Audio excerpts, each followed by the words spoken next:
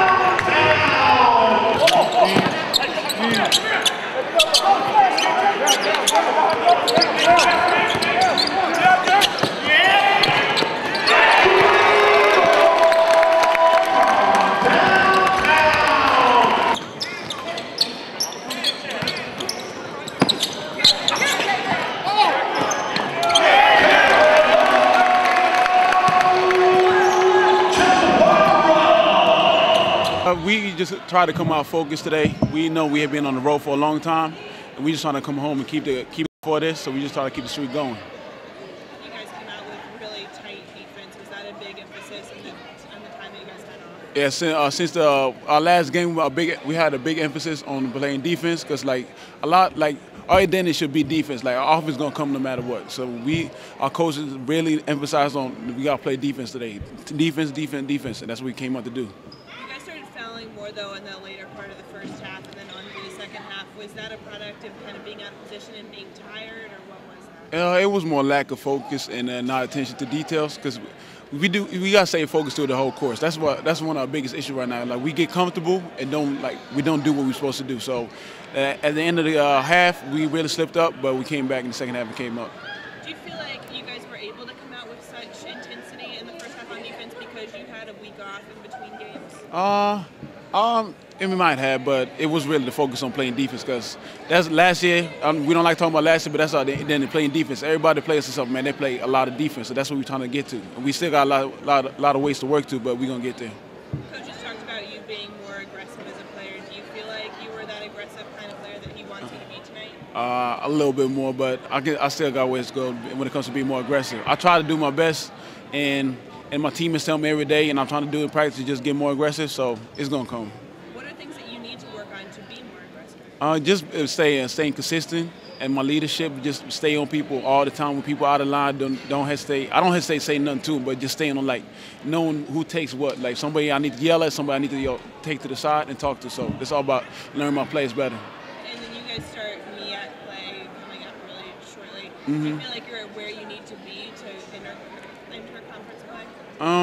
We there. We still got a lot of ways to go. We on a good course right now, just put it like that. So we gonna get there. What are some of the biggest things you need to work on in the team needs to work on? Staying focused. We got a lot of characters on that team, and sometimes we get out of position, don't really think about what's going on in the game. So just staying focused and being a mature team. This is the fifth team that you've held under 50 points so far this year. You mentioned defense and being better on defense. What have you guys done well in those games, and what did you guys do well tonight to hold another team to 50 points? We really been emphasizing on helping each other. Like we all a family out there. So if we see somebody struggling, you gotta be there for him. And if I'm helping somebody gotta help me. So it's like a circle that go around. So that's what been the biggest emphasis of the whole break. Just helping each other. We all a family out there. Dante can go. Dante can score in any type of way you want him to score. So, and the biggest problem with him, he's staying focused. But Dante, he a great kid. He play hard. He want to be great. It's just about him staying focused and attention to details. actually got out-rebounded today by Nimrod Hillier. He pulled down 7. Talk about his actions out there. Coach stay a lot on Nimrod by coming in, clean up the rebounds because the bigs, they crashed it out. So we focus on getting them away from the board so the guards can come in and pick up the ball. So it was basically our leftovers so he can come in and scoop up. We have 2 weeks off now before South Carolina State rolls in. How do you feel with the break going into that game? That ain't no break. That's all work. It's all work. It's no break. We gonna go harder than ever. We gotta get prepared for the MEAC conference, and we just gotta come better than we was before. I thought we defended really well for the first 12 minutes of the game. We had some situations where I call them energy killers, where we made some mental mistakes or just some plays that's uncharacteristic of us, and we must improve in that area. I have to do a better job of preparing the guys to play every possession and value every possession so we can get out of our own way early. And I thought there was a time in the game where their body language kind of folded and we could have put them away, but, you know, hats off to them. They fought back and made a couple of plays, made a couple of three-point shots, and they were within 10 at the half. So now we had ourselves a ball game again. But, you know, it's a learning process, you know, especially with these guys. We got 8 new guys, so they don't understand our culture and fabric just yet. So needless to say, we pulled through. I was pleased with the victory. Defensively, they shot 29%. Our goal is always 40 or below. So, and they shot 23% from the three-point line. So I'm definitely proud in that area. Nimrod is getting much better. He has more of a confident look, which helps me. When he's confident, I'm confident. When he's not, I'm not. So he did a good job. Jordan and KJ must be better with their leadership. We spoke to them about that and just making plays and not taking plays off and allowing offensive rebounds and things of that nature and just cheap fouls. We got to learn how to play without fouling. This team shot 29%, so we're putting them on the line way too much and we're putting ourselves in foul trouble. So, you know, we have a span where we got to go back and improve that, and we will.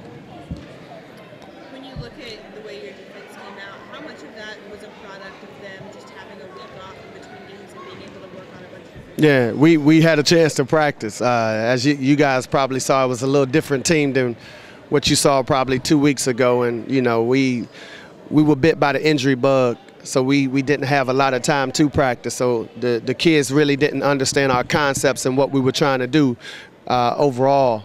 But, you know, we had a week to work on it, and they really bought in. And, you know, after that, we put the scouting report in. Coach Cotton did an outstanding job on the scouting report. And, you know, for the most part, we paid attention to it, and it worked. You mentioned those energy killers. Do you think some of it was your team getting tired, or was it a lack of focus? Was it both? Probably a combination of all of those things. But that's what we have to do. We have to learn to play through tired. You know, we can't be the guy that folds whenever we tired.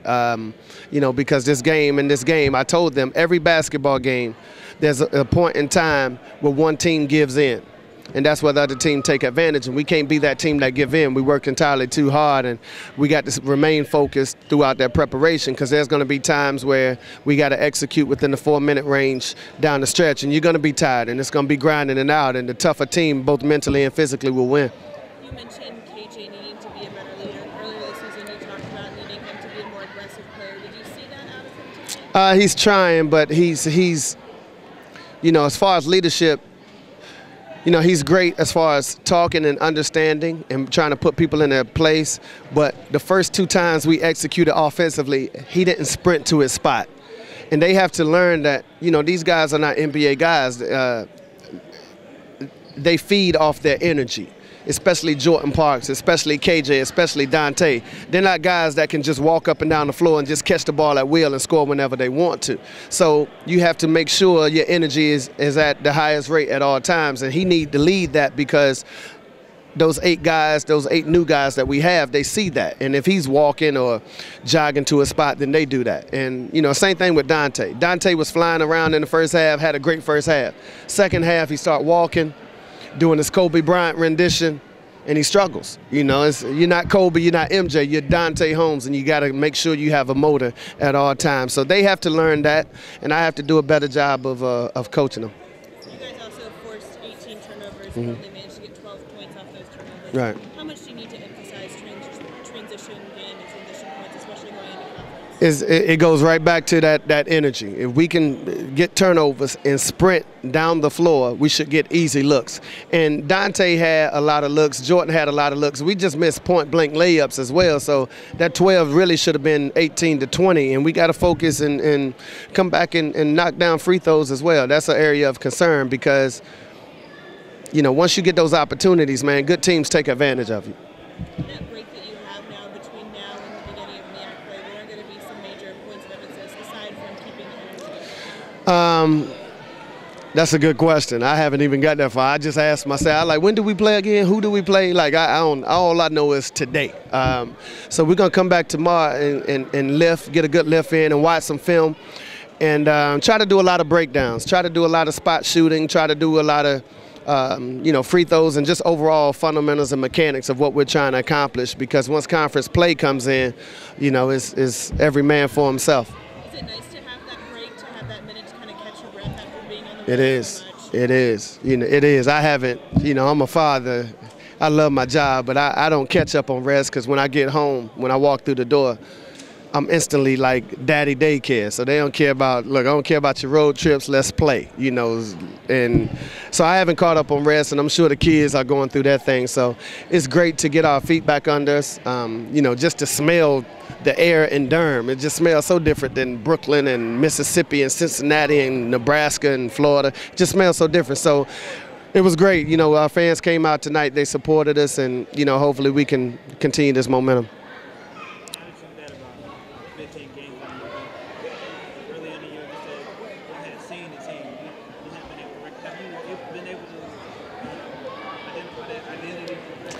It's tough because they're inconsistent, and that's really tough to do.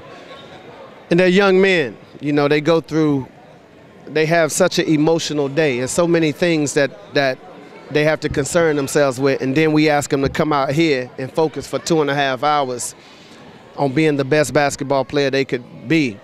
And I just told them, look, man, basketball, at least when I played, it was my refuge. You know, it don't matter what I was going through when I touched this basketball floor. All else was forgotten. But they got something that's different. You know, they got social media, and, you know, they got girlfriends, and now if their girlfriend like a picture of another guy, they feel some type of way, and they come out here and they I like, look, I just need consistency out of you. So, you know, we got to go back and tighten up on that end, you know, so their teammates can know them as well. So we're trying to get to know each other, and we're still learning, and it's still a process. Coach, you've held 4 of the teams under 50 points so far this year. Eastern Illinois, those teams. What's been the consistent factor between those games and today that you've been able to hold all teams under 50 points? Well, when we guard, we're pretty good, and that's who we are. We're not going to outscore you, and that's just the culture of North Carolina Central. That's who we are. We're going to guard you, and then whatever happens on the offensive end of the floor, that just generally happens. But our guys have to understand that, and I told them that's our identity. We're not going to shy away from it. I don't care if you're a new guy coming in here. You're not going to make me convert. Otherwise, we are a defensive basketball team, and they got to buy in, and they are buying in, and they're helping each other, and they're trusting each other a little more. We got a ways to go. It's still a work in process, but, you know, hopefully we can defend at a high rate like we have been. Is there the difference in this year's team and last year's team? You all could score at a little more easier rate than last year? Yeah, you know, when it's always easy, and it's always nice to have a guy like Jeremy Ingram out there who can, you know, just go get you a bucket and put you on his back for a span of 3 minutes at a time. We don't have that skilled guy right now, and that's fine. You know, and don't forget we're missing our inside post presence with Jay Copeland, you know, so we used to dump it down there with him. He'll draw some fouls and create some easy opportunities, and, you know, he was a burly type guy, 6'6", 6'7", 265 pounds. So now it's a little different. And we're finding our way, and we're learning how to score, and I have to learn how to be better at putting these guys in positions to make them successful. So what's the adjustment? Just continue to guard. You know, if they don't score, the name of the game is basketball, so you gotta, it's no interceptions, no field goals, no punt returns, no safeties. The only way to get a point is for that ball to go in that hole. So if we prevent them from putting the ball in the hole, and we go down and we score and we shoot 44%, that's good. Coach, last time the Eagles were home, I asked you a bit about Anthony McDonald, and you were saying you weren't so much concerned about the he did go through a bit of a cold stretch when you guys took that road trip. You want to get out today and knock down 3 3-pointers. How do you feel about him finally shake it off a little bit? He has a ceiling that he hasn't reached yet. And, you know, it's a little different. He's 21, 22 years old, and we've only had him for 1 year, so we're trying to remove all those habits and demand some things from him in 4 or 5 months. And he fought us on it earlier, but he knows that I'm going to be consistent with my approach, and he just has to be better. It's not about his shots. If he's going to be out here, he has to guard, he has to defend, he has to get loose balls, he has to be scrappy. And when he do that and he sends that energy, good things happen. And he hit 2 or 3 shots that really kind of opened the game, which was huge. And that's all we need him to do. You know, just be out there and knock down some open looks, man, when you get the opportunity. And he's doing a better job.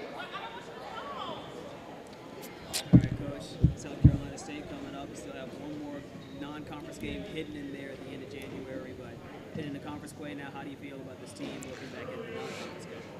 You know, I'm pleased. We're 10-5. Obviously, I would like to be 15-0, but you know, I'm pleased. If you would have told me that this team would have 10 wins before 2014 end, you know, I would have took that. Don't tell the guys, but I would have took that. So. You know, everybody will want double-figure wins right now. We're fortunate to have it, and we got to come out and continue to build. CBS. That stands for Car Buying Simplified. Shop CBS Mitsubishi in Durham or choose from over 500 quality used vehicles at any of our 6 convenient locations. Hurry to CBS Mitsubishi at CBSQualityCars.com.